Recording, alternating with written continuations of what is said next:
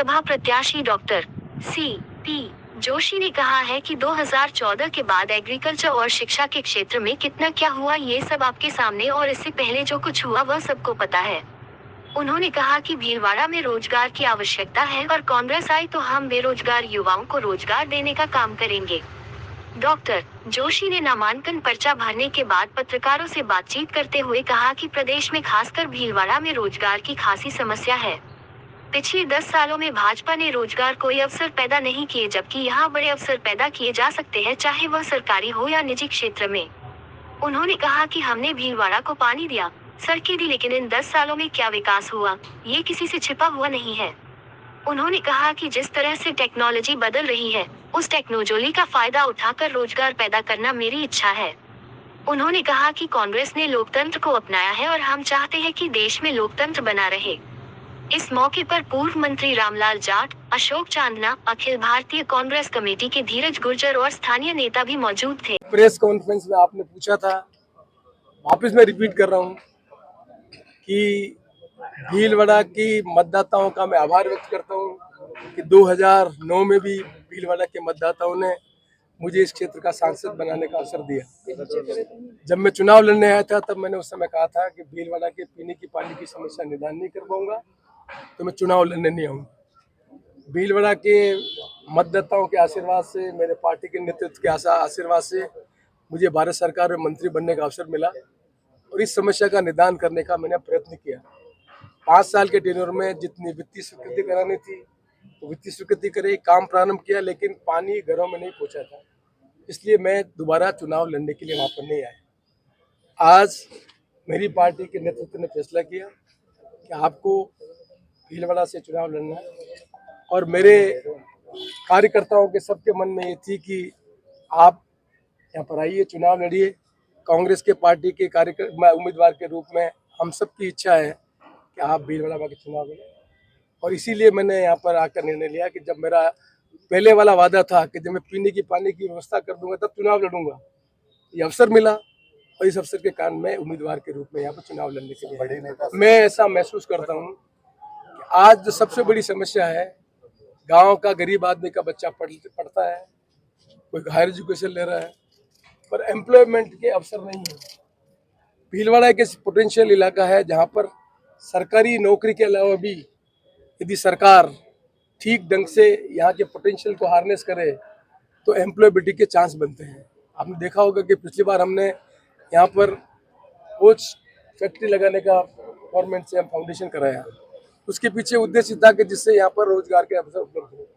हमने पिछली बार इस इलाके में आयरन का इतना बड़ा पोटेंशियल है, स्टील का कारखाना लगे, उसके लिए गुलाबपुरा में यहाँ पर स्टार्ट किया।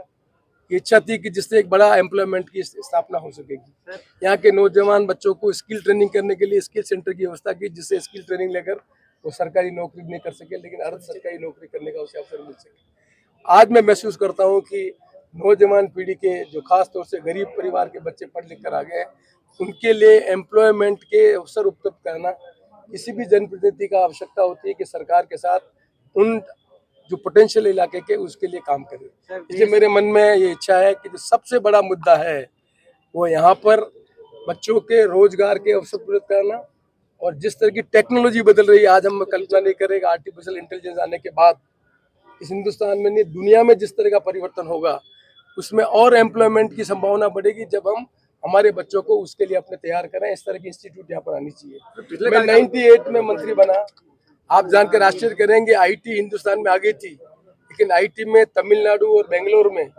80 हजार बच्चा एससी के अंतर्गत आईटी पढ़ाई कर रहा था 98 तक। राजस्थान में आईटी का ब्रांच ही नहीं थी। ये भी सौभाग्य मुझे मिला जब मैं 98 में मंत्री बना, तब आईटी की ब्रांच राजस्थान में प्रारंभ की। मैं ये महसूस करता कि समय आ गया है कि जो ये बदलाव हो रहा है उस तरह के इंस्टीट्यूट यहाँ पर आने चाहिए, जिससे यहाँ का क्षमतावान बच्चा आर्टिफिशियल इंटेलिजेंस के बारे में पढ़ सके और जो समाज में परिवर्तन हो रहा है उस तरह के लिए एजुकेशन लेकर आगे आकर एम्प्लॉयमेंट के अवसर को उपलब्ध करा सके। इसलिए मेरी इच्छा ये है एम्प्लॉयमेंट को क्रिएट करने के लिए, चाहे सरकार से मैं एंटरप्राइज करने की स्थापना करने की आवश्यकता हो, चाहे यहाँ पर नई टेक्नोलॉजी की इंस्टीट्यूट लाकर यहाँ के बच्चों को ट्रेनिंग कराकर एजुकेशन का अवसर करने का अवसर मिले, वो उपलब्ध कराना चाहिए। मैं अंत में बात करने से पहले कहना चाहता हूँ, क्या आपके मन में ये कल्पना है कि पानी की व्यवस्था नहीं होती तो 2009 के बाद यहाँ पर जितनी पानी की बेस इंडस्ट्री है, यदि वो इंडस्ट्री सस्टेन नहीं होती तो एम्प्लॉयमेंट बढ़ता क्या? मुझे ये कहते हुए गर्व है कि उसके कारण यहाँ पर फैक्ट्री भी बहुत लग रही है, एम्प्लॉयमेंट भी बढ़ रहा है, और जो इंफ्रास्ट्रक्चर हमने सड़कों का जाल खड़ा किया, सड़क, पानी, ये किसी भी क्षेत्र में एम्प्लॉयमेंट पैदा करने के लिए अवसर पैदा करते हैं। ये काम हमने करके बताया है। आने वाले समय में भी एम्प्लॉयमेंट के अवसर बच्चों को मिल सके, ये काम करवाने की मन में इच्छा है। सर, पॉलिटिकल सवाल है सर, एक पॉलिटिकल सवाल है। ज्योति मिर्धा कह रही तीसरी बार हमारी सरकार आई तो संविधान संशोधन करेंगे वो। मैंने कहा मैं किसी व्यक्ति के किसी कथन पर कोई कमेंट नहीं करता। इस संबंध में मेरी पार्टी, अखिल भारतीय कांग्रेस कमेटी के जो प्रवक्ता है, वो दिल्ली में अपनी बात स्पष्ट कर चुके हैं। सबको मालूम है इस देश में सबसे बड़ी समस्या क्या है। हमने इस देश में संसदीय लोकतंत्र को अपनाया है। संसदीय लोकतंत्र का मतलब क्या होता है? संसदीय लोकतंत्र का मतलब है अलग अलग पॉलिटिकल पार्टी अपने प्रतिनिधि को चुनाव लड़ने का अवसर दे। और हमारे देश में आज़ादी के बाद हमने मन में कल्पना की इस देश में विविधता है, भाषा बोलने की विविधता है, धार्मिक बातों की व्यवस्था है, अलग अलग संप्रदाय के धर्म मानने वाले लोग रहते हैं। इस विविधतापूर्ण देश में राष्ट्रपति शासन की प्रणाली से गवर्नेंस नहीं की जा सकती। देश को एक और अखंड नहीं रखा जा सकता। देश को एक और अखंड तब रख सकता है जब राजनीतिक पार्टी अपने नुमाइंदे जो अलग अलग भाषा को बोलने वाले हों, अलग अलग धर्म को मानने वाले लोग हों, उत्तर, दक्षिण, पूर्व, पश्चिम में जीत कर आए, और उनमें जिस पार्टी का बहुमत होता है वो प्रधानमंत्री बनता है। और जो संविधान की हमने कल्पना की, उस संविधान के अंतर्गत जुडिशरी, एग्जीक्यूटिव और लेजिस्लेटिव, ये तीनों मिलकर देश के नीति बनाकर निर्माण करने का काम करते हैं। ये काम कांग्रेस ने 1947 से लगाकर आज तक किया है। 1947 का देश और आज के देश 2014 के पहले का देश, 2014 का पहले का देश, इस देश में लाइफ एक्सपेक्टेंसी कितनी बढ़ी, एजुकेशन में क्या हुआ, हेल्थ में क्या हुआ, एग्रीकल्चर में क्या हुआ, क्या यहाँ पर कृषि जींस पैदा होते थे? हमने हरित क्रांति भी की है, हमने दूध की क्रांति भी की है, हमने साइंटिफिक टेम्पर डेवलप किया है, हमने अटलांटिका के जाने की व्यवस्था की है, हमने चंद्रमा में पहुंचने की व्यवस्था की है, परमाणु व्यवस्था करने का काम किया। ये काम हम संसदीय लोकतंत्र में कर सके क्योंकि हमारे पार्टी के नुमाइंदे अलग अलग सांसद बनकर जाते थे और बहुमत के आधार पर देश के प्रधानमंत्री बनते थे, और नेतृत्व करके कांग्रेस पार्टी ने नीति बनाकर देश का निर्माण किया। इस देश में संसदीय लोकतंत्र में आज पार्टी के वोट नहीं मांग रहे हैं। आप में से कोई मुझे बताए तो भारतीय जनता पार्टी के नॉमिनल के यहाँ पर वोट मांग रहे हैं? नहीं, मोदी जी के वोट मांग रहे हैं। तो संसदीय लोकतंत्र की क्या लोकतंत्र? तो सबसे बड़ी आवश्यकता है संसदीय लोकतंत्र इस देश में बना रहे। अलग अलग